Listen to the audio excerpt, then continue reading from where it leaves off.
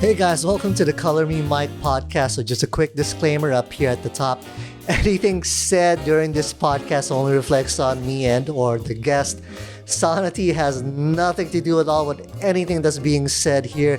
Sonity is just a cool boba milk tea shop in Fremont, California that is kind enough to let us record the podcast here at their shop and kind enough to hook us up with some boba milk tea drinks. So everybody just chill and enjoy the episode. I was like, Mike is just like nice, and No. We've reviewed a lot of different places. Boba Diaries. Yeah, exactly. That's why you make fun of me in your stand-up act. Dude, it gets a big laugh every time. If only people knew you were talking about a real person, huh? I feel like there's like multiple people like that, though. You know, no one as intense as you and your wife. Okay, so you want to keep the microphone about like a fist away from your like mouth. a fist, Like a fist this way. I've never seen someone gesture a fist. like fist bump. So you want to stay about Okay. and feel free to move this around any way you want. Okay. This is so cool. Yeah, so this this twist and everything. Yeah, so about a fist. I mean, it doesn't have to fist be vertically. exactly a fist, but just around that area. So I'm gonna do a little bit of a clap, so I have something to sync to. You don't have to clap. I mean, you can clap if you want as well. Okay, great. Yeah. I'm not gonna stop you from clapping. Go ahead and tell me what you ate for breakfast. We're gonna do this when we're doing filmmaking, right? When we have to check audio levels. You never would just want to ask them to go A, B, C, D because it doesn't really like mimic actual talk. Really? Right? So one of the things we always ask is, "Hey, what did you have for breakfast today?" Okay. So what did you have for breakfast today, Denise? I did not have anything for breakfast today. You're not a breakfast person. I usually am, but my flight was this morning, so it took off at 6. So it was Lower just your like microphone just a little bit. like this. So just take that whole arm and just push it down. Just down. There you go. It's not gonna break. Okay. And that's because it's covering your face, and it's a little bit weird to talk to you, and then your face is covered. That's true. See, so it was like this earlier. So you're talking to me. Yeah, I was you see like, this whole nice to thing. see Yeah, a yeah, little yeah. arm across your face. All right, Denise Lee, fresh from Dallas. You look at you. You perform at the Improv in Dallas. You're a big star now. You get picked up at Bart over here for your podcast appearance. Oh my You're becoming gosh! too big for me, folks. I'm just about to explode in the scene, obviously. Oh yeah, it seems like you were exploding in the Dallas scene when you got back. Honestly, like the Dallas comedy scene is amazing. I don't know. Do you need me to stop talking? No, don't stop. I'm just adjusting your audio levels. Okay. You speak just a little bit quieter than me and Dave. Oh, really? No, okay. no, speak. I can adjust the levels here according to how you naturally talk. He does talk a little bit louder. Yeah. So the Dallas comedy scene is honestly like, people are a lot friendlier, and I kind of think it's because I was just visiting. But yeah, like a lot of people gave me guest spots on their shows, like gave me tips on like how to get on different things. So it was super, super nice. I had so much fun. How did that come about? I mean, were you active on the comedy scene before you came to the Bay Area? Oh my gosh, not at all. So yeah, I started comedy here about 6 months ago, did my first open mic. And then the following week I went back home to Dallas, and I think I did like one open mic there, and only because it was by my house. And then I had never done one since, but then this time when I went back, because like, I feel like I've been like a lot more intense about like hitting mics now. So I was like, all right, like let me try and hit as many as I can. So I was just like messaging everyone I could in the Facebook group and just like asking if I could please get on there. There's a Dallas Facebook group for that as well. It's exactly like the bacon group here in the It's area. exactly like bacon, but like there's no pre-sign, which is kind of annoying. Ah, Yeah, you gotta show up. you like that better than pre-sign? A little bit, just because it's like you don't have to keep like monitoring it all day. You just know you show up at a certain time. But Yeah. I gotta say that's kind of the one thing that, because I don't wake up early. I'm horrible at that. And a lot of these pre-signs, they fill up so quickly. So quick. In the morning here in the Bay Area. I was like, Oh damn my it. God. Yeah. What time do you usually wake up? These days, 10:30, 11, around there. So it's not too late. I mean, I used to be waking up at like 2, 3 p.m. before. Oh, wow. What time do you go to bed? This was like 3 years ago, 4 years ago. I was going to bed around 7 a.m. Oh my gosh, 7 a.m. What were you doing though? What is there to do? Because, I've really, I mean, we talked about it a little bit on the car ride over here, right? I really try to structure my life where I just do what I want to do and I'm not beholden to Love like a that. full-time job. And I mean, Yeah. I've been a filmmaker, videographer for actually going on 10 years now. Yeah. And so basically my schedule is what I mean. I'm obviously, when you have a gig, it's kind of ironic. You have to wake up really early because shoots tend to start really early in the morning. But when I don't have any shoots, if I'm just editing at home, it's basically whenever I want to do it. So, So it's and usually I'm like naturally a late at night night. owl. Oh. So I would just kind of tailor.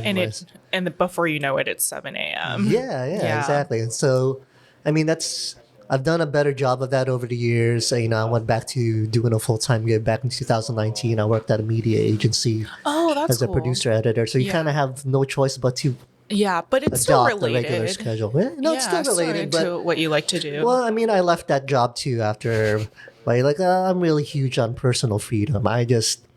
That's, if I can help it, that's probably going to be the last full-time job I'll ever have. Really? I just want to do your own thing. Well, because I am older. I'm 41, right? And I'm at the point where, especially because one thing, this is like the exact opposite of how the Mean Dave podcast went. I just let Mean Dave go because he had so much I interesting have juice so to say. many questions. But then here I am now. I'm just taking over. It's like No, I love it. yeah, I you love kind it. of just. I don't even know why I invited you. I'm just talking this whole time. Oh my gosh, it'll be a little bit of back and No, forth. it's actually is better when there's back and forth. Yeah, It's just, exactly. Dave had such interesting things to say, and I did not Yeah. want to get in the way of that because I know, people like us that are not as experienced as him. You want to hear what he has. Oh, Who gives a yeah. shit what Oh, I have for to sure. say? Yeah, I've been yeah. doing it for 4.5 months. Oh Who my gives a gosh. shit, right? Wait, really? Only 4.5 months? Yeah. Where was your first mic? My first mic was at Alameda Comedy Club. I got lucky. No way. Yeah, I got lucky. Oh, which is wow. ideal, right? Because there's an actual audience. It's not just a room full of comics. Did you show up and you were like, after the mic, you were like, oh, this is what all open mics are like? Yeah, I know. What's funny is that very first time I actually did good. I got some really hard laughs, Oh, amazing. right? And I think the second one I did was Neck of the Woods. And I did all right over there as well. Got some Yeah. pretty hard laughs, and there was an actual audience. Yeah, those are all like the legit places Yeah, with and audiences. then the third time I did it, it was at. Should I name the exact place? 'Cause, I will name it because I know it's a completely different setup now. It was at Britannia Arms in San Jose. You don't really make it down to the South Oh, Bay, right? never. But the- I've seen the posts. Yeah, from what I hear now, it's actually a really great room for an open mic. Oh, This but is their it indoors, wasn't. but that was the very first one. It was outdoors. This is when everything still kind of had to be outdoors, right? I show up early because I always like to show up early, so I'm not in kind of a frenzied state of mind. Yeah. And there's no one there. And so then I talked to the bartender asking, hey, is the open mic happening? The bartender didn't even know that there was going to be an Oh open my mic. gosh. Was it like their first time doing the mic? Yeah, or- that was the first time. Oh, I see. How long ago was this? This is end of August, beginning of September. And so I'm not going to name who the host is at that point, but host shows up. It's outdoors. There's a baseball game going on Oh, that's not God. anywhere close to ending, and there's just a few people out there to watch the baseball Oh, game. wow. On TV, right? Yeah, Like, not on like- TV, yeah.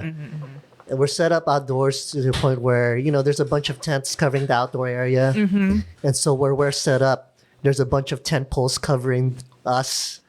So, it's an obstructive So you view of can't the even like comics. see. You can see it, but there's poles in the way. Yeah. So people are there to watch the baseball game. There's poles in the way, and while the comics were, up there doing their acts, the host was running around doing errands all over the place. He crossing, Oh my where the comics gosh. are and everything. It's like Oh wow. So it was like it was a complete frenzy. shit show. That is. And my first two experiences were like with actual audiences, and I did well. And Yeah. I remember when I got home and my wife asked me how it went. You were like, She said I just had this blank stare on my face. Like, just like, oh, this is comedy. just finish what you're doing. I'll tell you later. I was completely dejected. Oh my gosh, that is so interesting because I feel like I had the exact opposite experience where I started from like the literal worst mic you could have. Which one did you start at? So my first mic was at Amsterdam Cafe in the Tenderloin. Okay. Outside. Is that still going on? Oh God, no. And it's hosted by Jermaine Reeves, if you've heard of him. No, I've never heard of him. I'm not up in the city a lot, so he's a little nuts. A little guy. He's he's a short. big guy, Okay. but just a little. Well, that's interesting that you have no problems just naming names and just. Oh yeah, I mean, I have my feelings. I feel like that is the only person I have like strong feelings toward. Yeah. What about Namaste? Oh my God. Oh my goodness. I forgot about that. And I forgot. Why did I tell you? Because I was asking you about being on my podcast. No, you know what? I was asking you because I knew you were going out of town because I wanted to book you for that show that we did for the 22nd. And then that's when you told me you were going to be out. But I was asking, hey, when exactly are you leaving? And you told me I'm leaving on this date. But if this person asks, you say I'm leaving her. Oh my gosh. That is, I still cannot get over that. So I was like, hey, what the hell's the story there? But it's so funny because I'm just like, I'm so oblivious. Like you really are oblivious. It's amazing. Say more, Mike. No, but that's why I kind of bought it when you guys were joking around that you were 19, because there's a part of you that's just so like pure and oblivious to things and like naive, I would say. Yes, definitely naive. So that's what I mean by pure. Or maybe just like, I don't know. I don't go out much. Maybe that's it. So that's why when they joked around that you were 19, it's like, that makes oh my God, yeah. sense. Okay, so when you said that, I thought you were also playing along. No, I was buying into it. Oh my God. That is so funny. Yeah, no, I'm turning 28 like next week. Mm-hmm. Oh, so it wasn't even your birthday. Oh, it wasn't my birthday. It was just so stupid. I was buying the entire thing was a lie. The entire thing was a lie. Well, to be fair, I don't really participate in that group thread all that much because there's just too many messages. It's a bit of a crazy time in there. Yeah. But when I was in Dallas, I was like trying to explain to the comics there, like, I guess like the camaraderie here. And I was like, okay, there's like this one group of people where there's actual camaraderie. Yeah. Where people are nice to each other. People help each other out. And I was like, and then most other people are like, I don't know if catty is the right word, but just like more like insular. Have you experienced I think I mostly like, I don't think I've experienced direct cattiness, but I've definitely experienced like aloofness, I suppose, where it's like, I feel like people who have been in the scene for a while are less likely to kind of just like want to be friends with like someone brand new, which I guess makes sense, you know? But it's interesting because like, again, I don't know if it was just because I was visiting, but in Dallas, everyone was just like so nice. But also what was interesting was I feel like the comedy there is just like so different from here. Like I feel like it made me realize the Bay Area has like really talented comics. I was like, as a whole, I was like, it's just like more diverse in like what they talk about, in Texas, people talk a lot about like growing up as a redneck, white trash, not really anything about like drugs or anything, guns they talk about.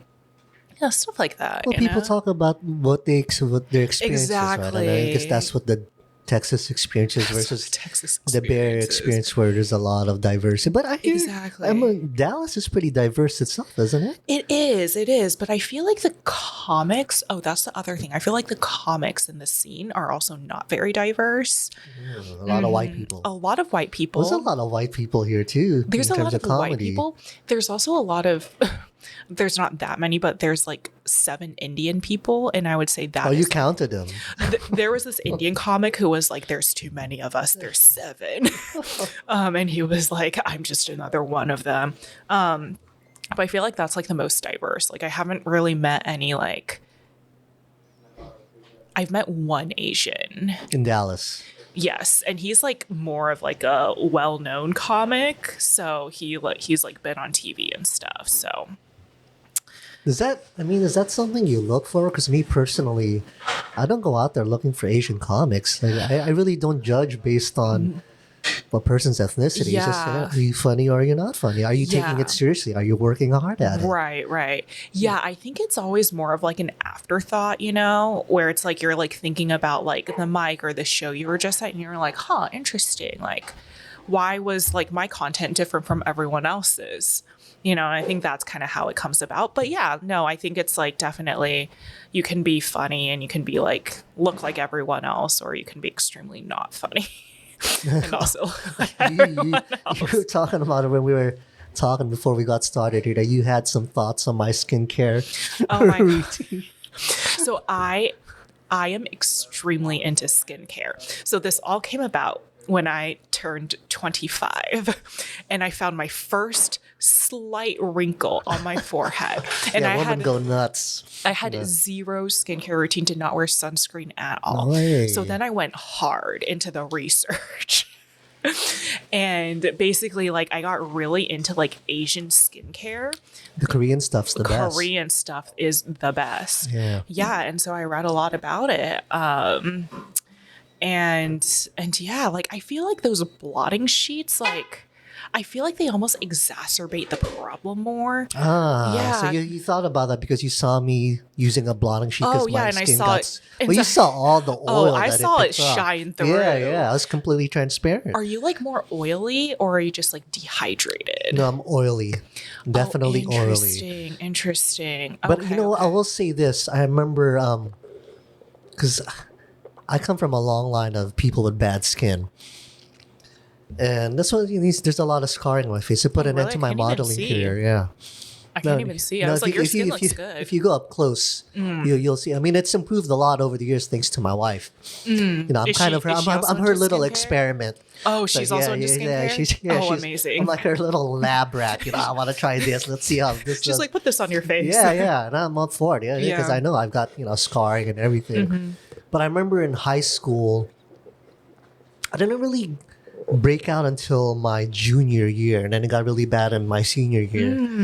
But I remember specifically, like, the more I would use Clearasil to dry out the pimples and everything, the more that my face would counteract that by producing more oil. Yes. Wow, this is becoming a really interesting skincare podcast. Exactly. That's exactly why I was like, I feel like blotting it might just actually just like produce more oil.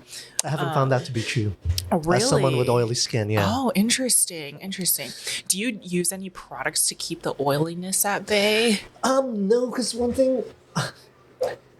thing that has become clear over the last year or so, thanks to my wife, I guess, I do have oily skin, but somehow I also suffer from dry skin really clumping up, and it really gives you bad skin too.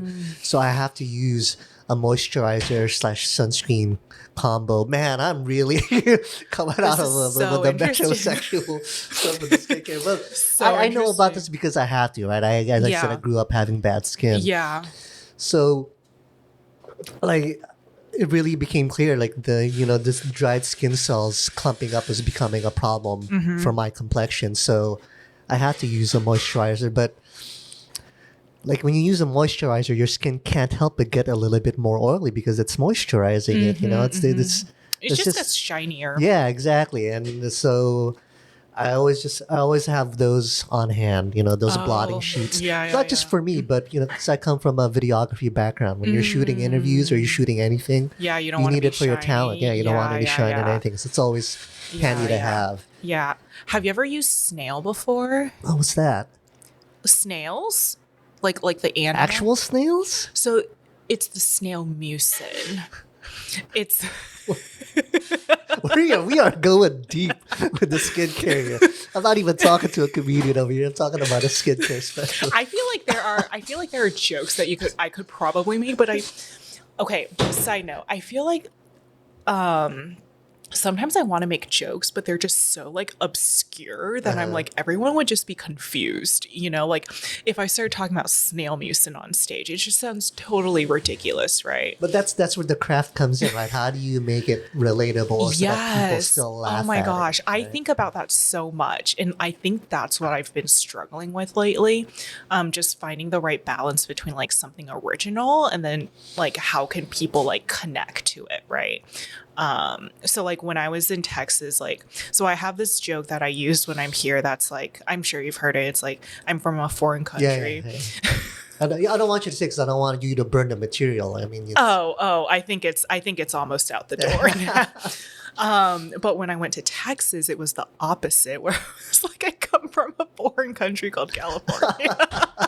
Literally just flipped it. I was how too did it lazy. work? It went pretty well. But what was interesting was I was trying to prepare for my Addison Improv set, and I had like one joke that I wasn't sure what I wanted to use. And I was like, okay, I can either use like the joke about like living in California, or I can use like this other joke I just wrote. And I was like writing it on my way here to make it better. Like another joke about just like people with Android phones. And then someone was like, oh, oh wow. I've never heard Oh, that it's before. Chinese. Yeah. As I'm guessing that's the messaging. Oh, yeah, Anyway, you that were was saying you're great. working on this joke. Yeah. And someone was like, oh, I think like talking about like text messages will be more relatable. And that just really got me thinking like through all my jokes. And I was just like, As opposed to talking about Android phones specifically. huh? As opposed to talking about Android phones specifically. Oh, instead of talking about California. So they were like, oh, like talking about like text messages, like is probably more relatable. So basically the whole joke is about how like the people who are attracted to me,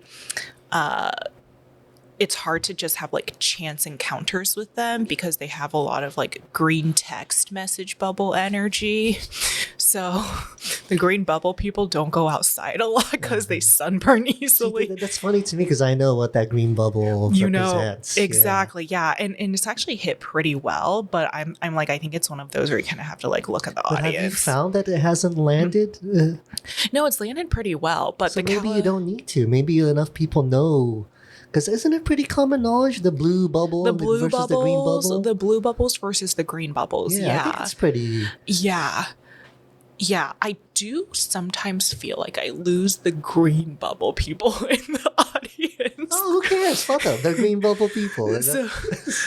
That's another thing I think about a lot is just like, who am I going to offend in comedy? Really? Yeah, because I almost feel like I want to offend someone. Like, I feel like if I'm not like saying something that just like really like strikes a nerve, like either positively or negatively, then it's not that like exciting, you know? It doesn't have to be every time, but I was thinking through my content and I was like, oh, it's all pretty neutral.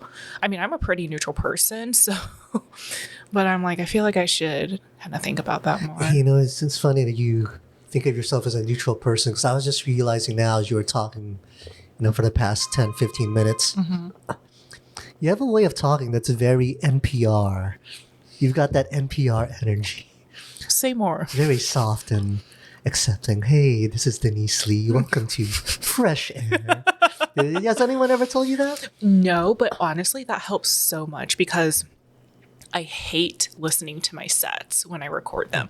And it's because I'm just like, why is my voice so weird? And it's not that like the voice itself is weird. It's just like very articulate and like very like precise and like the vowels and stuff. And I'm like, oh, this is so awkward. So it's very NPR. Right? Oh my And then you've got this like calm energy to it too. And can I start saying that on stage? Yeah, go for it. Because I've been trying to ask people to identify my voice because I keep like trying to think like, okay, like how do I describe this? Like I asked Jamar and he was like a teacher or a nurse. And I was like, those are two very different things. Yeah, I mean, that can run the whole gamut too. There's all types of teachers and nurses. Oh, but only one type of NPR. Yeah, NPR is very specific. Interesting. Yeah. Another thing is I really like deadpan comedy, just from other comics. And I feel like I kind of like want to fall into that category. Maybe the female almost. Stephen Wright. Yeah, with like my NPR deadpan voice, but then also like I feel like I can't do it completely, you know. So We're all figuring out what we are in it, right? I mean, we're all trying different things. Yeah, I mean, like I remember someone was like, "Oh, it takes like 5 years to like get good." I don't buy into that at all. I feel like 5 years is excessive, but I'm like, okay, it takes some time to like figure out like your voice and like who you are. I don't buy into this like set time that, you know, it takes someone to get good. I understand, like I was just talking to Mean Dave, and it, you know, it's definitely it's a marathon, you know, you're in it for the long haul, but I do believe people go at different paces. And he even said, you know, there are some people who, you know, off the bat, they just understand and they're good. But you will hit a wall eventually. And we all hit walls. But this whole thing, like, oh, you're not going to be good for 5 years. I don't buy into formulas like that. I think there's always people who go faster than others, and there are people who go slower than others. Yeah, everyone where gets where you fall into that mix, I don't know. I know, obviously, I'm in the faster. I don't know why you're laughing. I just love that confidence, you know? Because I'm like, I would never say that about myself, but I'm like, I agree with you on yourself. I'm completely full of shit, you know. I don't mind just throwing I love it out there. No, but I will say this, because I'm 41, right? Right. I feel like, honestly, so I got started when I was 40, a few months before I turned 40. For me, I feel like starting at a later age has been an advantage for me. How Actually, so? just because of the kind of life I've lived up until this point, you know, I spent a lot of time living overseas on my own. I've been a filmmaker, videographer for the past 10 years now. So there's a lot of introspection involved and a lot in those of pursuits. Stories, a lot of stories, a lot of soul searching. So I very much understand what my perspective on the world is at this point. And for me, I feel like that's helped a lot in terms of generating material. For sure. Because you have like a strong perspective, which I kind of feel like is key for comedy. I understand who I am, and I know what my humor is. I know what my take on the world is. Yeah, that's super interesting. I also find it interesting how like just tenure in general matters when you're trying to like, I don't know, network with people. Like I remember when I was in Texas, I was at like a mic or something, and then someone was like, "How long have you been doing it?" And then I told them I had only been doing it for like 6 months, and they were like, "Oh." And then apparently it's like people only really want to book you when like you've passed a certain length of time, which I think is absolute bullshit.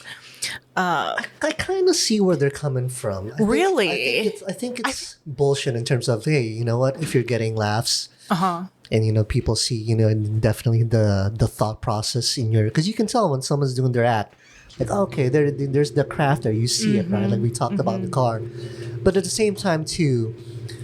I think there's a lot of people who think they want to do stand-up comedy and they stick around for 4 months, 5 months, but they don't really, they're not in it for the long haul. They give up. So you kind of want to make sure people are taking it seriously. Okay, yeah, you think you want to do it. Let's see if you actually stick around. Yeah, that's fair. I guess I'm thinking more about like if someone is thinking about booking you and their decision is, I guess, like the final decision is like, oh, how long have you been doing? Which I kind of get from the perspective of the longer you've been doing it, the more like quality content you have. But then also I'm just like, isn't it better to like be thought of as having done it for a couple of years and only be a couple months in? I'm like, I feel like that's more impressive than actually like being a couple years in. I don't know. I think because it's one of those things that, you know, everyone always asks you, how long have you been doing it, right? There's a comic, Aaron Sampson. He has a great bit about that. Actually, I'm not gonna say it here because I don't want to burn his material. Because everyone always asks all the other comics, how long have you been doing it? Right. To me, I never ask it because what fucking difference does it make to me how long you've been doing it? Yeah. Is it okay? So you've been doing it for 5 years or 5 months. Who gives a shit? I don't care. I think when you ask that question, it's more like, how jaded are you? Maybe. I mean, because, you know, what's interesting is I did a gig earlier this week. I'm not going to should I name this person? Well, I don't think it's necessarily bad. So I did a gig with Eric Summers. Eric Summers. He does these comedy shows at Gilman Brewing Company. It was just a great gig. Oh, I saw you post about that. Yeah, it looked really awesome. No, it was great. I had great turnout.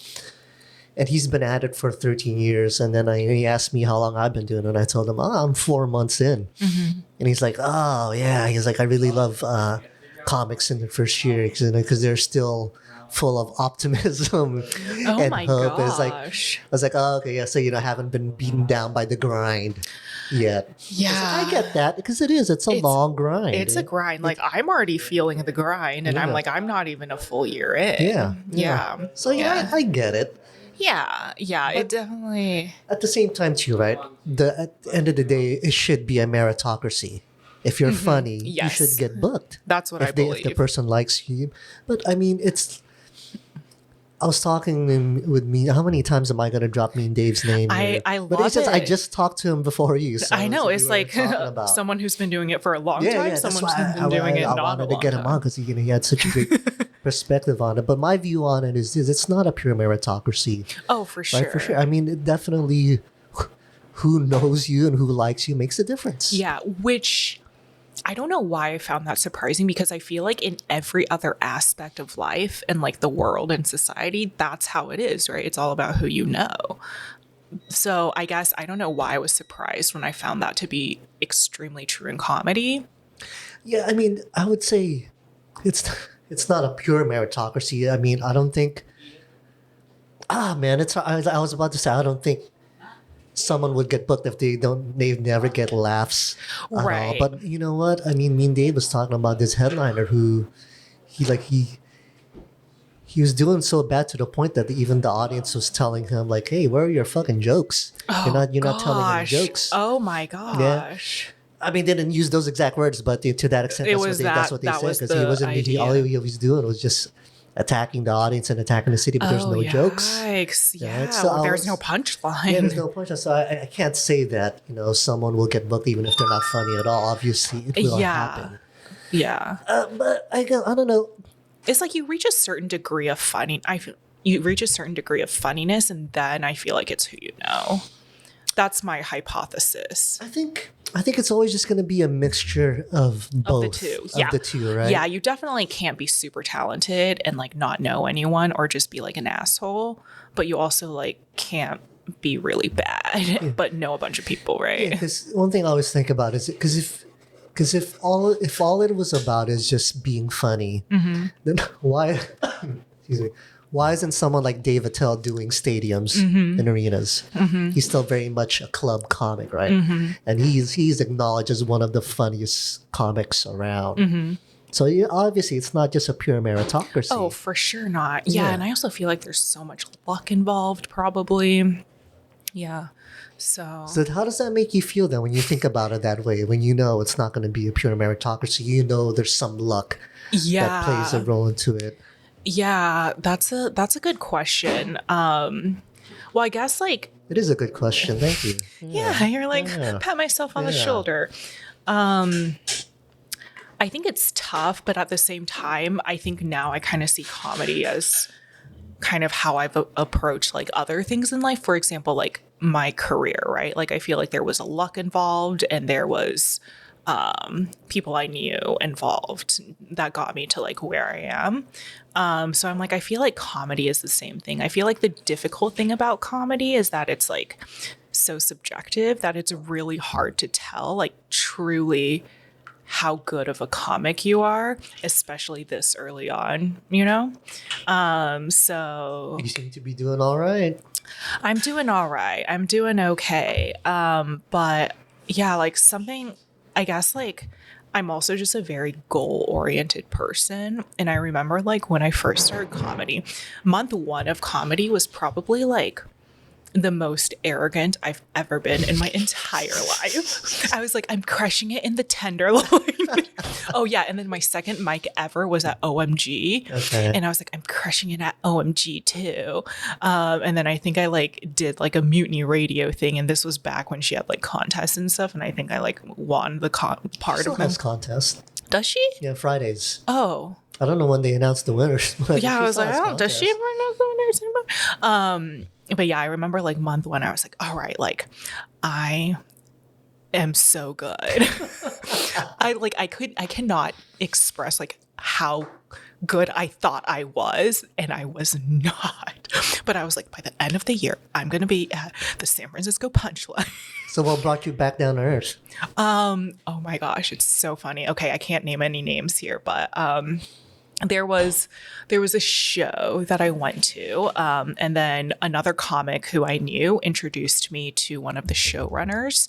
Oh, you went right through your drink. Oh my god, I drink these drinks so fast. Did you want to try the mango one? Oh no, I'm good. I feel like that's too much sugar. You know, like I'll love it lot in of the sugar. moment, Yeah, it's a and lot then of sugar. later I'm gonna go home and just like die. That's what makes it so good. Though. So good, right? Yeah, instant gratification. I'm sorry to cut you off of your story, but It's okay.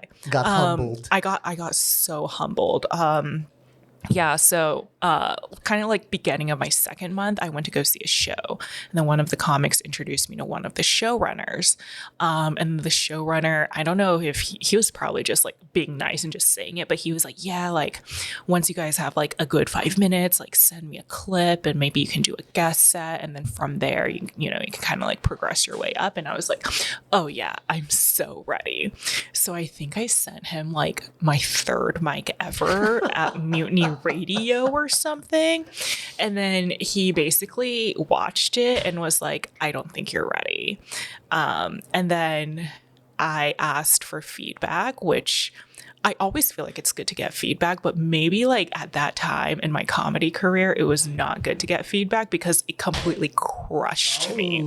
I went from like thinking I was like hot shit to being like, I am nothing. And so I've kind of had to like build myself up from there, but I feel like it's been good because it's like super humbling. It crushed you, but it didn't defeat you. It didn't. I mean, like he made some good points. He was just like, you come off as elitist and unlikable. Like one of my jokes that I used to start off with like did make me not look great. And then he was also like, and these other jokes aren't funny, so cut all of them out except for this one. And I was like, oh, okay. I get that, but it's a little early to be cutting out jokes. Yeah. Because maybe you'll figure it out. You're No, so for early into sure. it at that point. So what I've actually found now is that like when I go back and look at those jokes, like, yeah, they're trash, but there are like good bits from it that I can take into like my current jokes and like Yeah. make them better. So like, yeah, I definitely don't see it as like a loss or anything or like completely cutting it out, but sometimes I'm just like, all right, those premises were pretty bad. Pretty bad. It's so funny. I would never have taken you for a person who would be that arrogant. Oh, I was so arrogant. I also had no friends in comedy, so I was just telling all of my like non-comic friends how hot Gets shit. better and better. Oh, I know, because it's like so unlike me, right? Yeah. So I was telling all my non-comic friends, I was like, I think I'm just like naturally just like above everyone else. I was like, it takes people 10 years. It took me a month. I think I said that to somebody. I'm so embarrassed now thinking back on it because I was like, what was I thinking? And then, but the thing is, like, non-comics like don't understand like how the comedy, How ridiculous it is. how ridiculous the comedy world is. So they were also hyping me up, even though they had never seen my comedy before. They were just like, oh yeah, for sure. Have these friends seen you go up since then? Yes. And then I think I was like, it was also not as good as they thought it was going to be. Cause I think, yeah, they saw me in month 2, but it was like right after the guy just Crushed you. crushed me. So I just like went up, did a set in front of like a ton of my friends and just like did okay. But I was like, they're not impressed, which is fair. But it's interesting because like I feel like I'm kind of getting to a point where I'm like, I don't want my non-comic friends to see my comedy. Like when I was in Dallas, I like did a bunch of shows and mics, right? And I feel like I did well at every single mic and show except for the one show, which was at Addison Improv. Oh no. Where a bunch of my high school and college friends came because they're all still in Texas. It wasn't bad, but it also like was not as like great as some other shows I had done. So I was just like, oh my God, bad. And do you think it's because you had so many friends there that affected you? I don't know if it's like unintentionally affects me or something, or maybe I'm just harder on myself. Or maybe you just didn't have a good set that night. Yeah. It's just a complete coincidence that your friends were there. Yeah. It was so interesting because I was like over analyzing it so much. So they had it professionally recorded and everything, which sucks because I'm like, this could have been so good. It actually is pretty decent. I just don't think I would use it for anything.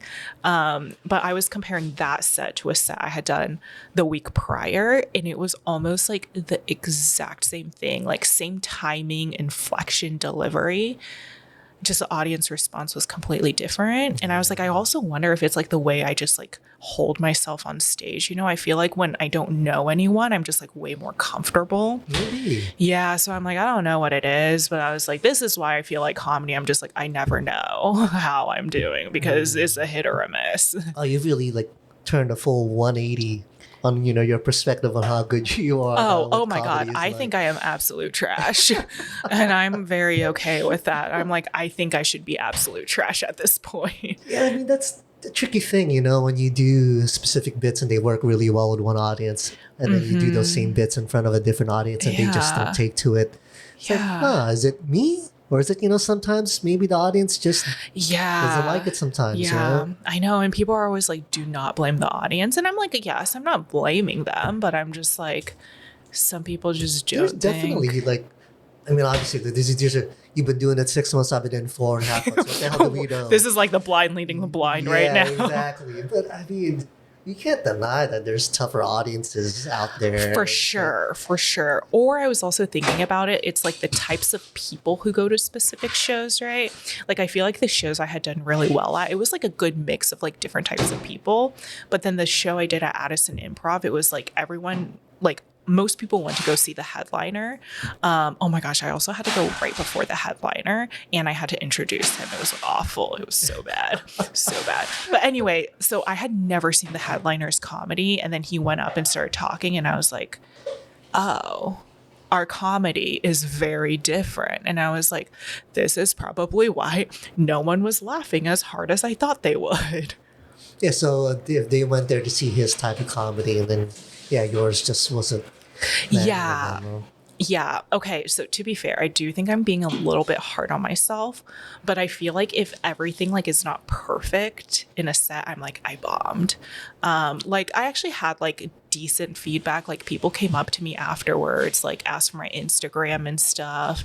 And I was like, I don't have anything on my Instagram, but okay. But it's like, I don't consider any of that a win because I'm just thinking about like the overall just like audience reception. And I was like, that's a bomb for me, you know? But how do you feel about how you actually did in terms of how you delivered your material? Did you feel good about how you delivered it? Yeah, for sure. Yeah, like when I think back, because I was watching it and I was like, what can I do different? Like, what can I change? And I was like, at this point right now, I was like, I don't think I would have done anything different. I'm like, I don't know what I could have done different. But yeah, because I can, like, to me, I can take bombing when I know I gave my A game out there and for some reason it just didn't work. So who knows, maybe for some reason that's just not the right audience, or maybe I need to change up my material. I don't mind bombing like that. But if I bomb because I just fucked up, I couldn't remember anything, so that's when it hurts for me. It's like, interesting. It's like, it's because I fucked up or I wasn't on my A game, and then that's what bothers me. But that if they would don't, make they me don't feel respond, better. and I know like this bit works, you know, it's performed consistently, and all of a sudden this audience just doesn't respond as strongly. It's like, okay, I can take that L. That is interesting because I'm the opposite, where I'm like, oh, if I bomb because like I messed something up or like forgot something, I'm like, okay, like if I hadn't forgotten that, it would have totally worked. And then when I give it like everything I have, I'm like, wow, I've peaked. And my peak is this audience where it's just like, I was like, this is it. I was like, I can't get any better from here. Well, I mean, to be fair, you did really well at the Sound as a Improv. That's what I hear. Oh. You got some, you even got some like applause breaks Oh yeah, it was quite nice. It was I would say it's better than quite nice if you get applause breaks from like a crowd that was like 200 people, something like that. oh, okay, that's definitely an Is exaggeration, it? but yeah, There's a yeah. lot of people though. Is a lot of people. And that's the other thing too. Like I watch that set a lot. Oh, thank God. Thank you so much, Wally, by the way, if you're listening to this. Oh, Well, he filmed the set for yeah, you. he filmed it. I was like, right when they started, they were like, no recording at all. And then I was like, do it anyway. But yeah, so So he did a better job of recording than you did for me. It was all like slanted and everything. I was actually thinking about that like while I was on the bar here. I was like, I remember Mike was not happy with me about See, the something. funny thing is you offered. I didn't even ask. I was like, I okay, was yeah, like- sure, why not? I was like, was I recording? Did I take a picture? I was like, I think I took a bad picture or something where it was like I later had to redeem myself and you You were like, did. yeah, I think I went from like a D to like a B. No, you, and did, I was you like, took I'll a very take good it. picture of me Yeah. to redeem yourself. Oh my Okay, gosh. she's my friend again. There you go. Oh my gosh. Yeah, my bad. No, so you got a good video of your San Jose Improv set then. Yeah, and that's the other thing that bums me out. So like when I say like I did good on the other sets in Dallas, it was like basically the same response where it was like multiple applause breaks and stuff. Whoa. Okay, they're just a very drunk audience. Hey, you got the applause breaks. You don't need a. But yeah, so I think that's why I thought I bombed at Addison Improv, because it's like you get laughs, but it's just like I was like, I think these are chuckles. I don't think they are You're like expecting applause breaks I was like, again. there is not uproarious, uncontrollable laughter, you know? But how did you handle it? Did you start getting mad at the audience or? No. So at the time, I thought I was doing pretty okay. And then I was reflecting back after and I was like, I feel like other people like got more laughs than me. And that's the other thing too. I think like at the Addison Improv show, like everyone was so good, which obviously like that's what you would expect from like an actual show, right? Yeah, the improv specifically. Yeah. Especially compared to like a mic or something. I will say it's way easier to get onto the Improv in Dallas than it is here.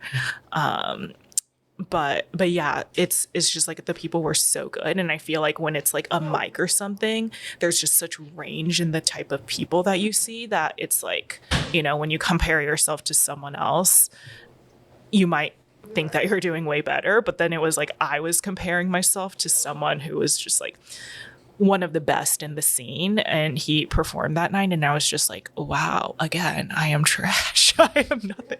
But it was really good, right? Because I was like, oh wow, like It's good to know you're trash. yeah. And also I was just like, okay, like what's the difference like between our sets? Like, you know, we have slightly different like styles of comedy, but I was like, there's like a consistency in him getting laughter like every like 7 seconds or so. And I was like, what is that? And then I kind of like realized it's like he always just has punchlines, like punchline after punchline. Yeah, that's something I need to work on Yeah. personally as well. Really Yeah. throwing in more punchlines. Yeah, like do you feel like you right now just have like longer setups and then a punchline?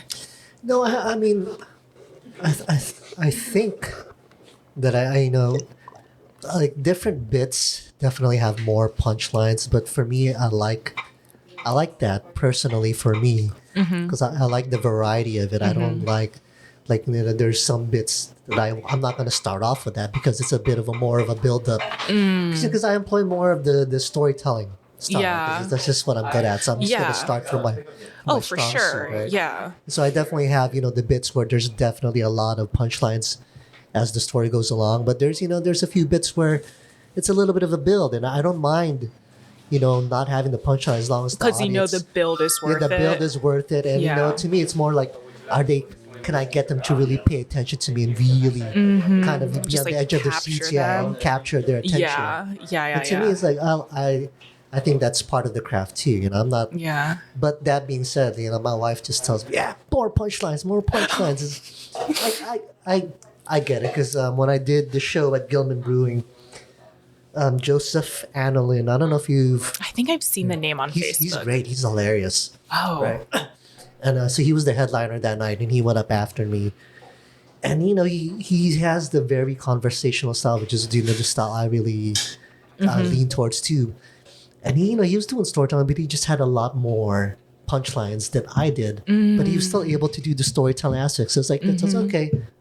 I can definitely throw in more punchlines there and still keep that storytelling. Yeah. And build it. I think the struggle is when I think something is a punchline and the audience does not, which I think is most of the time. I'm just like, oh yeah, this joke has so many punchlines. And then someone's like, there was one punchline. I was like, oh.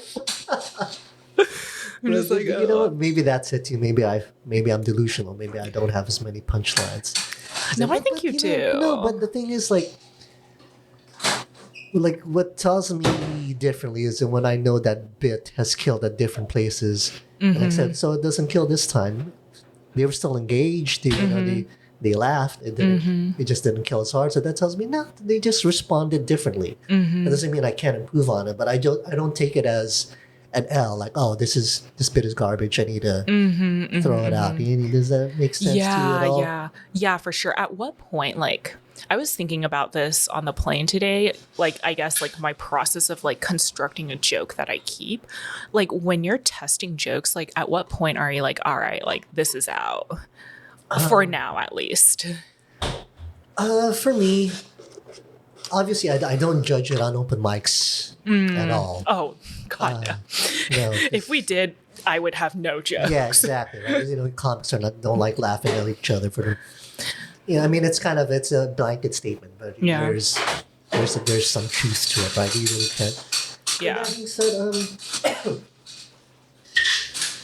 I guess if I've tried it in front of an actual audience a handful of times, it's just never landed. At that point, like, it's kind of undeniable. If you've tried it in front of a bunch of different audiences, You're like, it's time to go. I wouldn't say necessarily it's time to go. I'll change it up.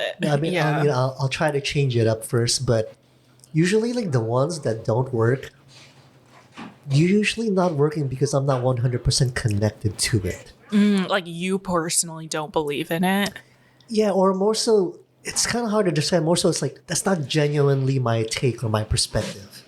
Interesting. That's just something that I thought might be funny, but it's not coming from within me, really. Interesting. And so do you feel like that inauthenticity comes across to the audience? I think so. Like, Yeah. I don't do the very first bit I did anymore, even though it did well at Alameda Comedy Club that first time. Just because it's a story that I crafted specifically just to get laughs. I see. It's not because usually like my bits, they're stories that are based on truth. It's more so like, this is something I want to say. Now I'm just gonna figure out how to make it funny. Whereas with that very first bit it was kind of the other way around. I'm gonna start with trying to make something funny, and then how is this a story? So it just felt interesting. Felt disconnected to it. And it was just like, you know what? I think I can do better. Yeah, I love that. And I think that's what I love most about comedy. It's like, you really just have to, like, be yourself. And I feel like comedy is one of the few things where it's, like, respected if you, like, have your own style and kind of, like, go against the norm, and if you're not yourself, like, the audience can really tell, or if, like, you don't 100% like believe in if you're what you just say. not in the moment, right? If you're not buying into it, why would they? Yeah, which is why I love it, because I feel like, I don't know about you, but I feel like for most of my life, it's like you've been trained to act a certain way and say certain things. And, like, I feel like comedy is where it's like, say whatever you want, but make it funny, but say whatever you want. Yeah, I mean, that's kind of why I've been drawn to it, because I've always kind of went against the norm in terms of not saying whatever you want, and it's definitely gotten me into trouble. Yeah. My whole life. So like, my best friend always told me, I feel like you should be a stand-up man because you have that fucked up, sense of humor in mind where you just don't hold back, what you're gonna say, even though you shouldn't say it. But that is so interesting. Yeah. I'll tell you one story. I was interviewing for a job at Tesla as a videographer. Oh, cool. I was gonna pay like close to $100,000 a year. And it was really good. And it was, I went through a series of interviews. It was the final interview.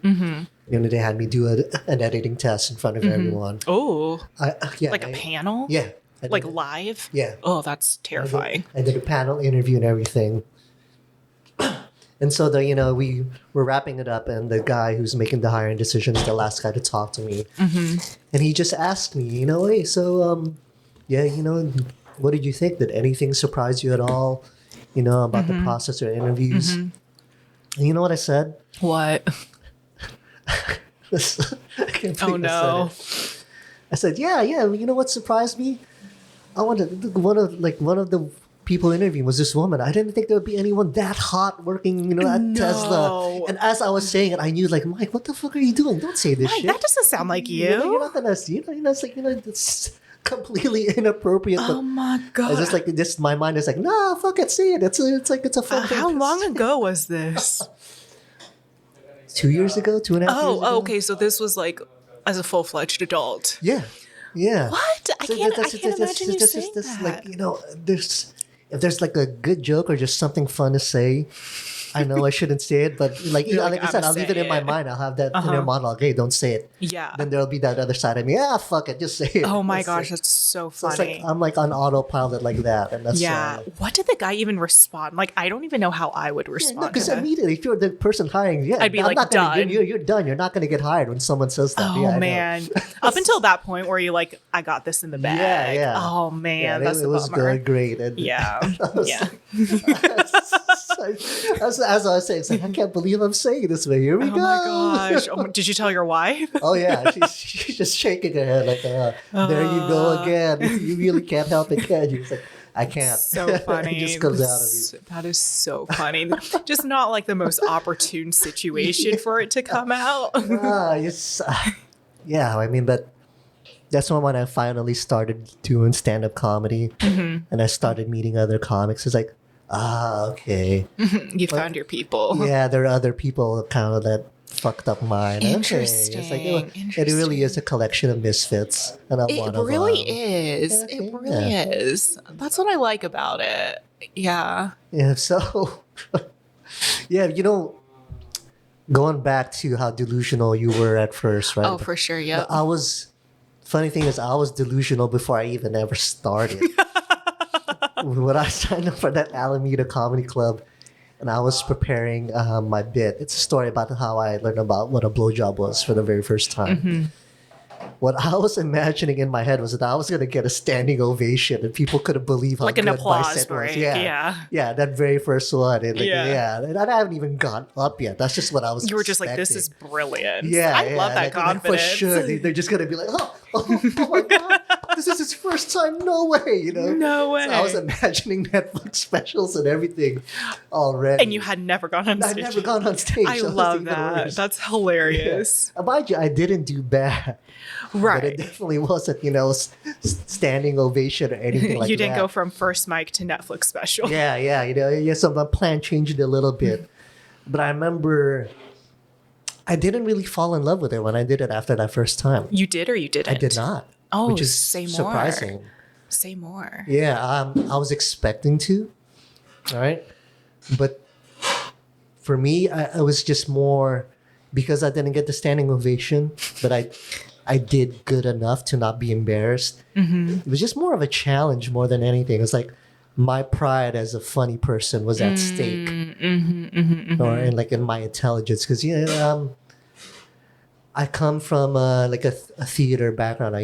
Not only was I a professionally trained actor, but I used to write and direct for the stage too. Oh, whoa. And then taking into account my filmmaking background and everything. So not only is my pride as a funny person, but my pride as a writer was being challenged. So I felt more like that than more so, I love this, I have to keep doing it. It's like, interesting. no, I had to prove to myself, you know what? No, I can do better than that. Yeah. And I can figure this out. It was more that. Interesting. You're like, all right, like I gotta see this through. Yeah, no, I gotta do better than that. Yeah. Like, I'm better than this. So it's like, yeah, it's so interesting to hear about what keeps people going. Like, I think for me, it's like I've always loved writing, and when I think about comedy, I honestly think about most of it as writing. And when I'm writing something, I just feel like I have to I want to find the perfect words and the perfect order to say them. And I feel like comedy is a way to do that, but just in a lazier way because you don't have to write as much. In fact, it's encouraged to write less. You don't write word for word what you're going to say. I do. 'Cause it sounds like, based on what you just said, it sounds like that's what you would do. Yeah. So And then go about back and be like, okay, like, should I say it in this order? Like, is there like a synonym I can use here that would make it funnier? How do you prepare for like when you're going to go up in front of an audience? Are you literally running through your whole set in your mind word for word? No.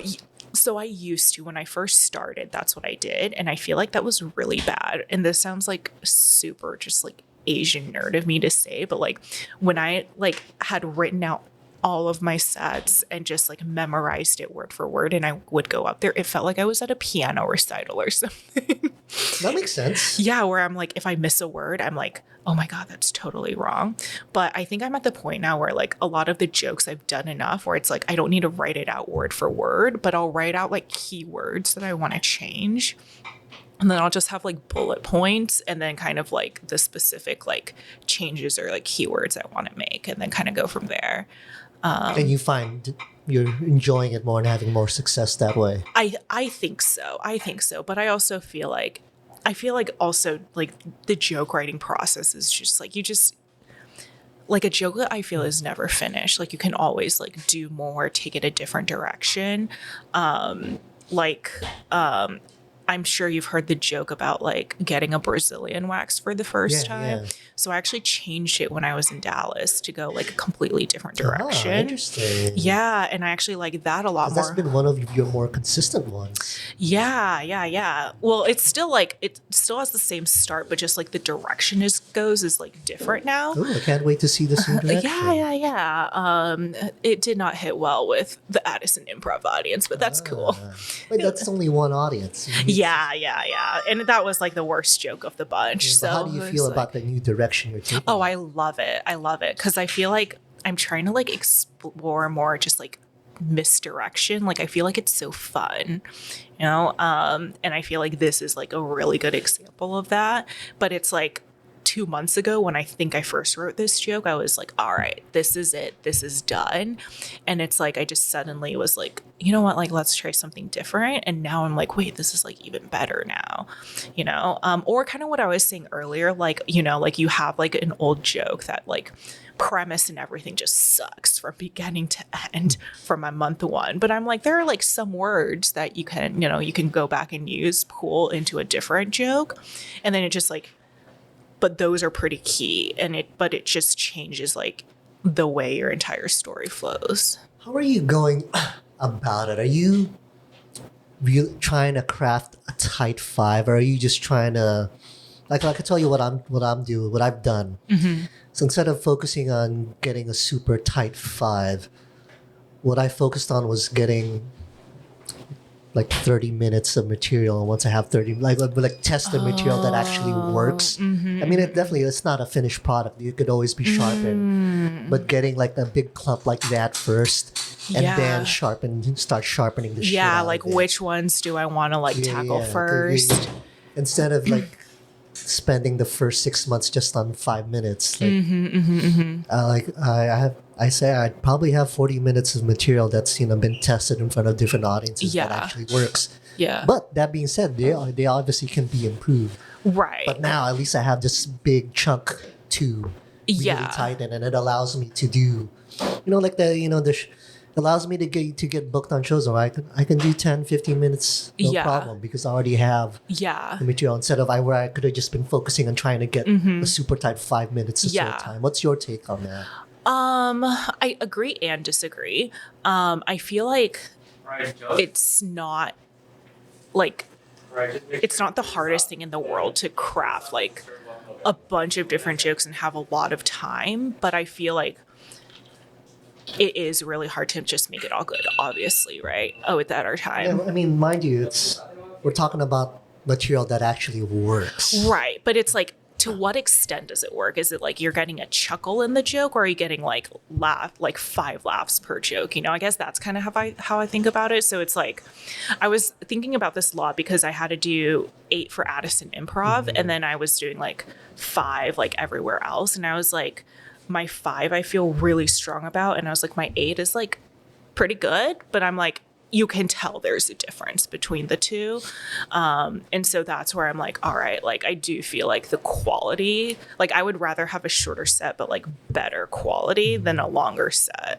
But I know people do it differently. I just don't like to be on stage for that long. Why not? Unless I know that like every single joke is like kind of at the place I want it to be, you know?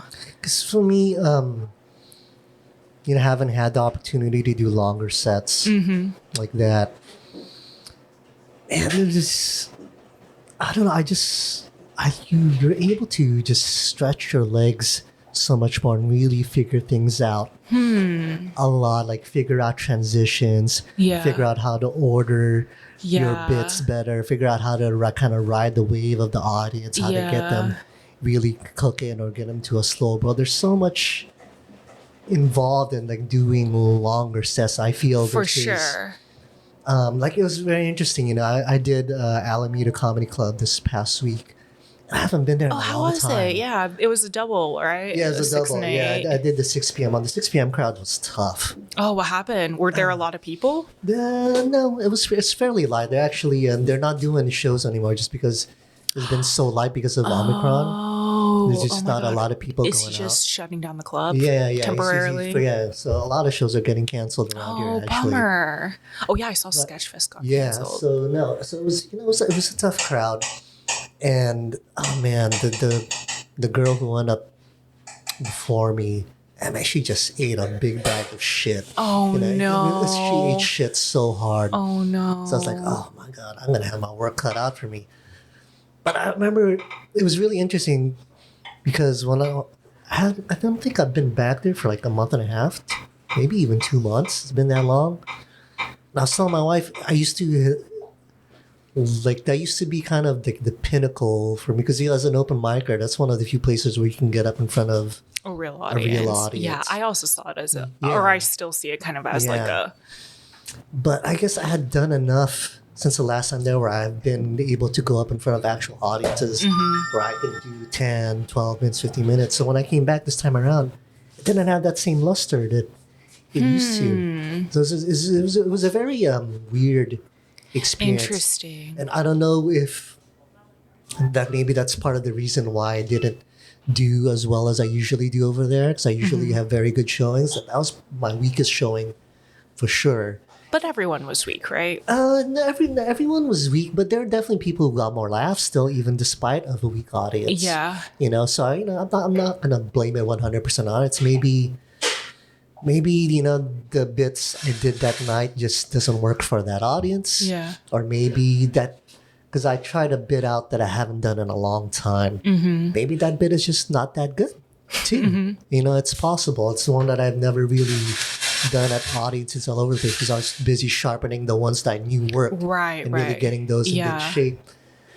What was my point on this? I don't know. No, we're talking about, so it almost felt like a demotion going back to doing 5 minutes versus interesting. Like doing 10, doing 12, doing 15. Because like even did you ever see the documentary about Jerry Seinfeld when he just stopped doing Seinfeld and he's building a whole hour act again. You know what he feels? He feels you don't really have an act until you're like at 45 minutes. Oh, for sure. Yeah. So I feel like that's the way it kind of feels to a lesser extent when you're doing like 10, 12, 15 versus 5 because like I just feel like you're able to figure out so much more when you get to do that much time. Like I said, because to have to keep the audience's attention for that long. And then that's when you start talking about like, throwing in more punchlines or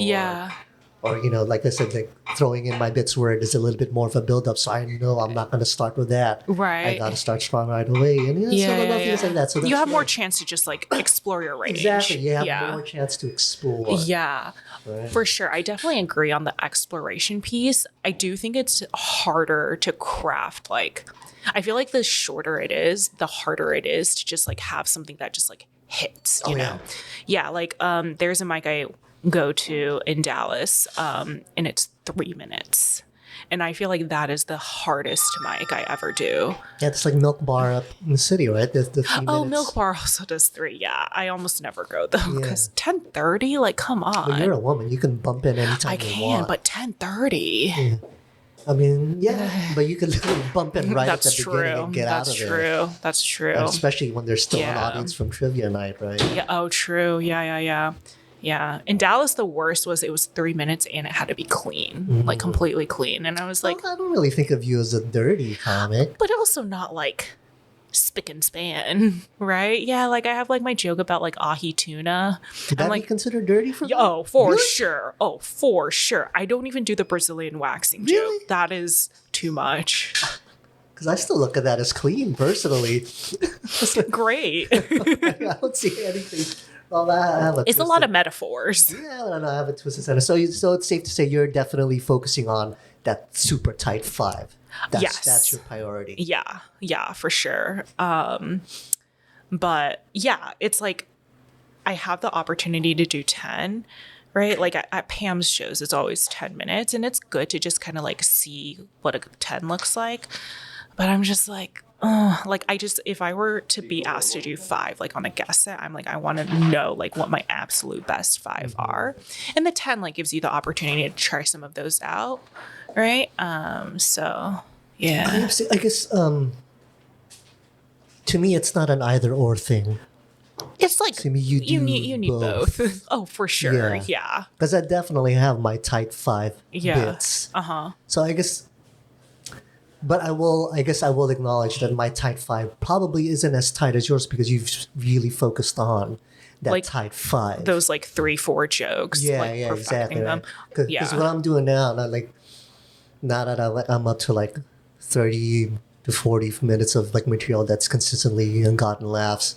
Like I said, now I'm going back and resharpening everything as much as possible because I know at a certain point you can't just keep adding Yeah. on to it. You have to make these things Yeah. as sharp as fuck. Yeah. You can get them razor sharp. So Yeah. to the point where, like you said, you're boom, boom, boom, punchline, punchline. Yeah, You're getting for a laugh sure. like every 7-10 seconds. Yeah. Yeah. And I think that's the other thing too about like being a new comic. I do think it's important to like build up all of that, like just like a library of jokes basically, right? Because otherwise like you have nothing to go off of.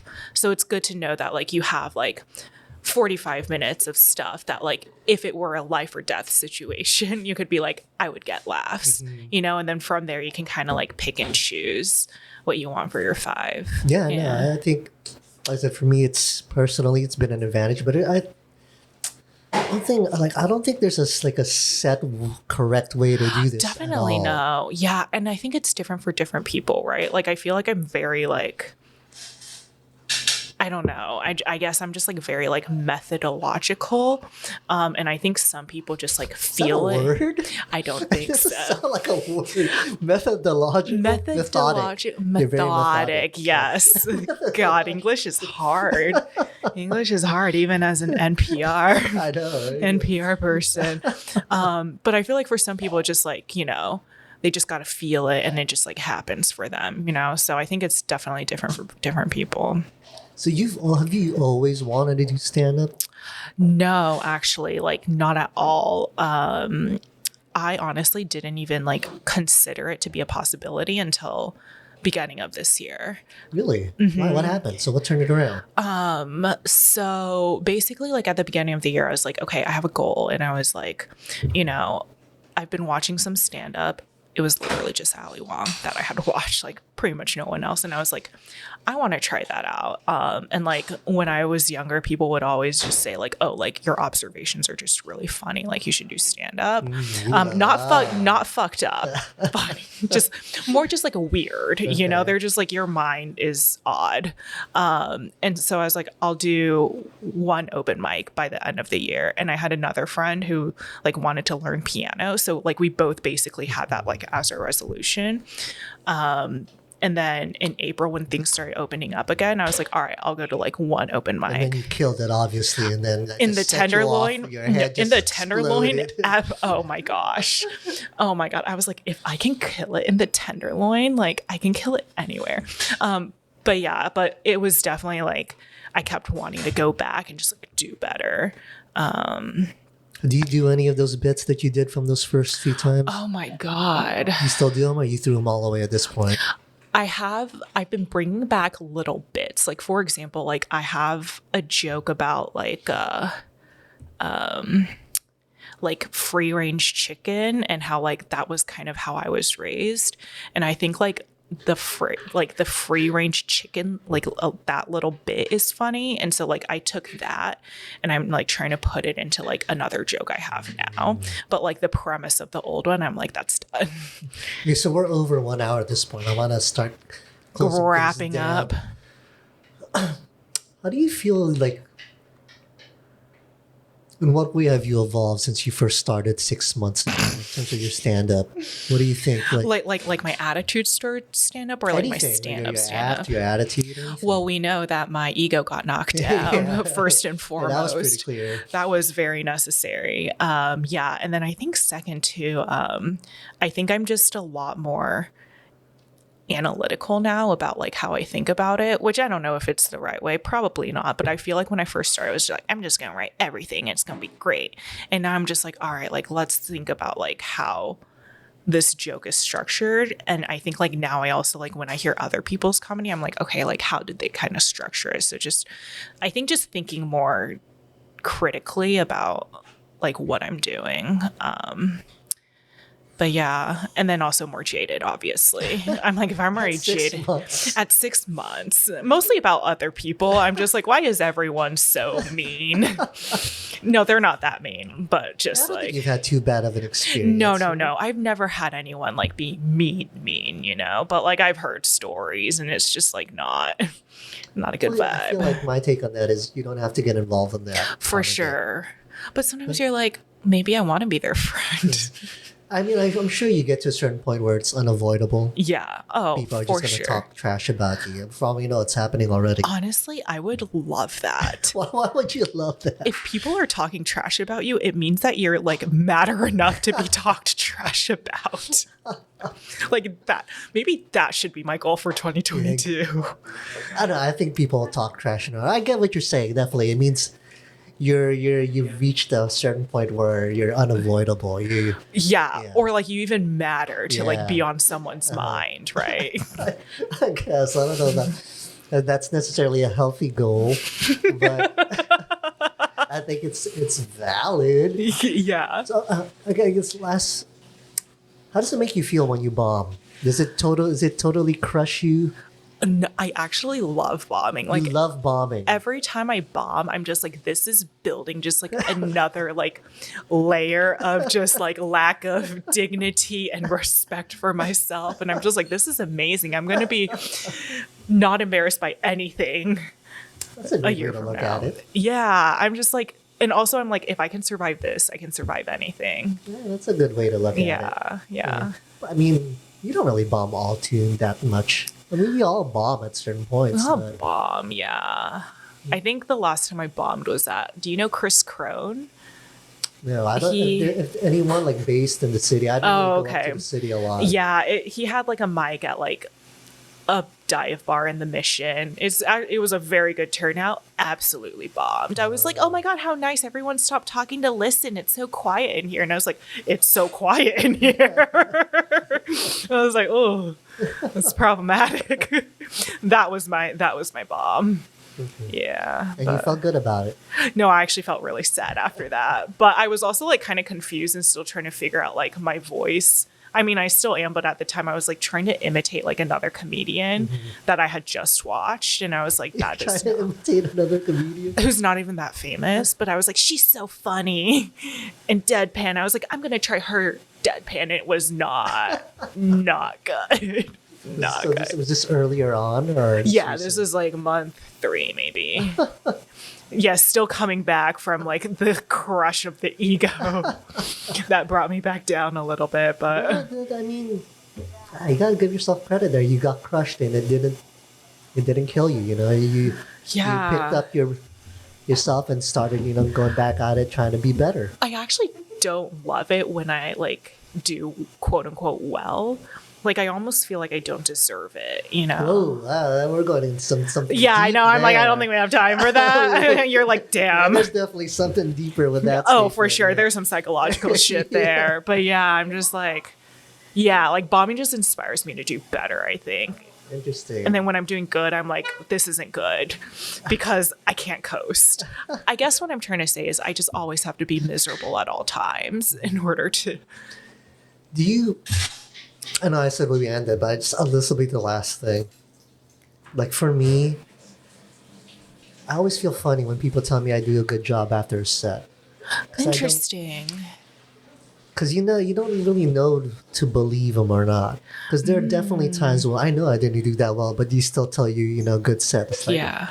So I can't really take it at face value. You know? It's like, Yeah. You got to see who tells you, Like some people just tell everyone they do a good job. I am one of those people. I know you are. I know. I even caught you like fake laughing at someone's joke. I called you out on it.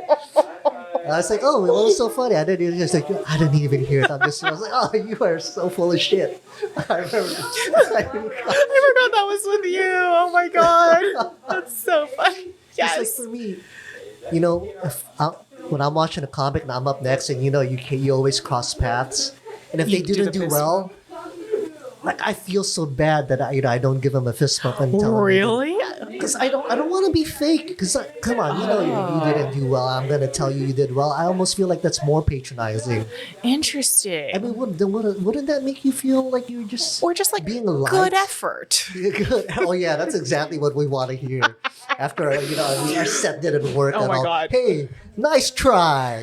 Oh my God, my least favorite thing is when people are like, keep at it. And I'm like, oh my God, that is the worst thing. I've never had that. Oh, really? Oh Yeah, my God, I I've never had had that that. once. And I was like, oh. So it's like so for me, like when like a comic tells me like good set and it doesn't really mean that much to me. It's just I really just always gauge it off of the audience and how I feel Yeah. myself. Like I said, as long as I was on my A game, but they didn't Yeah. respond. Okay, then I feel good about what I did up there. But obviously, maybe there's something to work on, or Yeah. the audience just wasn't the right audience for that. Wasn't material. vibing. Yeah. Yeah, but it's just like that fist bump afterwards. It's the fist bump. It's like I know that's kind of like the iconic greeting, and that's how all comics here. I know. I kind of love it. I feel I've really never been a fist bump person until same, it's but like, I feel super cool when I do it. Except when I hold my fist out and they just walk by and I'm just like, you do it like this. You don't do vertical. You do it like this, right? No. What? Are you serious?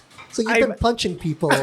You've been punching fists. I'm absolutely serious. I've been doing just like when you were like hold the mic at like this. Oh, wait, seriously? Yeah, so just like this. Hey, good job. Oh, No, there you go. okay, but do I always? Oh, I mean, yeah, you can do that, but it's oh my God! You a just vertical blew my fist. fucking mind.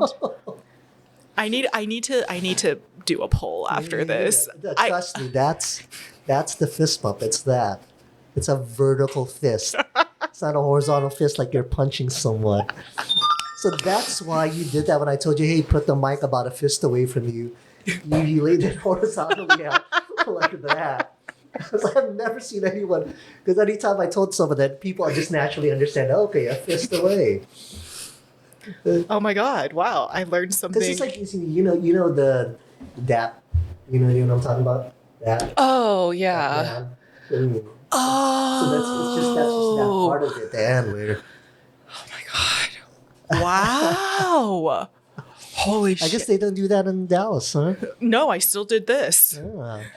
I'm And they pretty did- sure everyone was doing this, and I just did not realize. You know what? But that, like a horizontal to a vertical fist bump, that's not as bad as you go for a fist bump and the person shakes your hand, or they go for a that is fist the bump and you worst. shake their hand. Oh, that is the absolute. Oh God. Oh God. That's almost as bad as them just walking by you, not seeing you. Oh, so you've been left hanging before. Oh, I've been left hanging, and I'm Yeah. just like, and this is why I have trust Yeah. issues. Do you think it's intentional on their part? No, absolutely No, not. you don't think so? No, I'm just like, they did not see me. I am just blending in with the wall here. Okay, you know what? Let's wrap it up here. We're Okay, going amazing. long. How can people find out about where you're doing stand-up next? Follow me on Instagram. Even though you don't post anything. I posted my stories. I just don't post clips yet. But I have all my shows and stuff and my stories at Real Denise Lee. Yeah, you changed your Instagram handle. I did. It used to be Denzine something. Yeah, it was like What too was hard that to about? explain to people. So I was like a chemistry major for a while in college, and there's like a chemical compound called benzene, and I was like, oh, this is kind Oh of my cool. God, you're such a nerd. Oh, absolutely. And my nickname is Denz. So I was like, Denz, benzene, Denzine. And now it's just, I had to explain all of that to you, and I didn't want to do that every single I've time. heard of benzene. I've heard of that. Yeah. Yeah. So That's why you changed it? So That's you why I wouldn't have to changed it. explain it every single yes. time. And then there was like a comic who was like telling me about her Instagram handle, how it was like real, whatever her name was. And I was like, oh, that's kind of cool.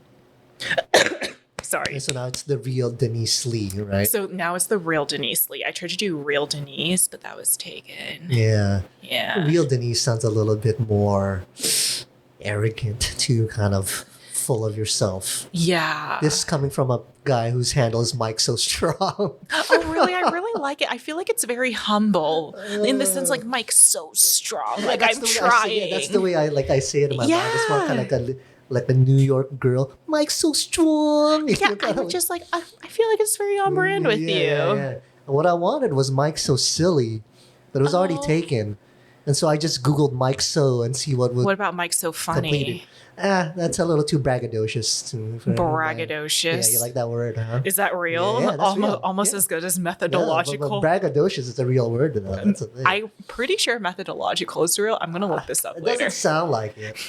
I'm probably pronouncing it wrong if it is correct. No, so I did a Google search of Mike So and see what completes it. And Strong was the first one that came up.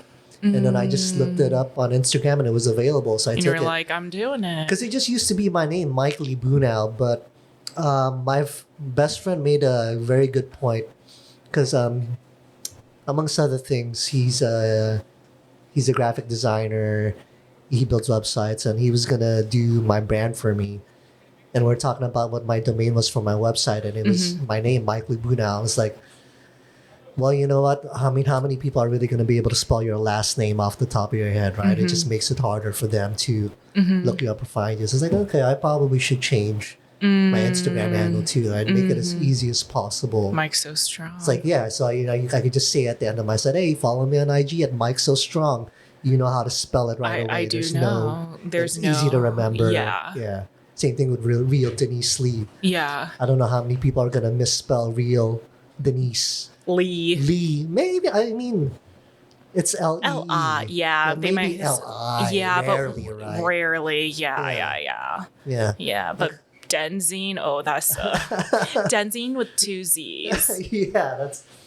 So that's the whole reason. I think it was a good change in your part.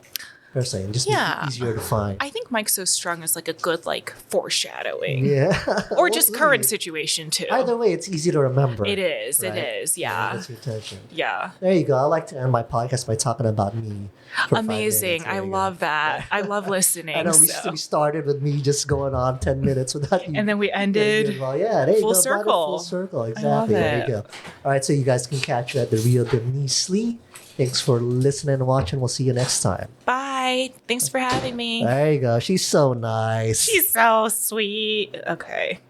Hey guys, so thanks for tuning into the podcast, and a big thanks again to the fine folks at Sonity for letting us record the podcast here and for hooking us up with their delicious boba milk tea drinks.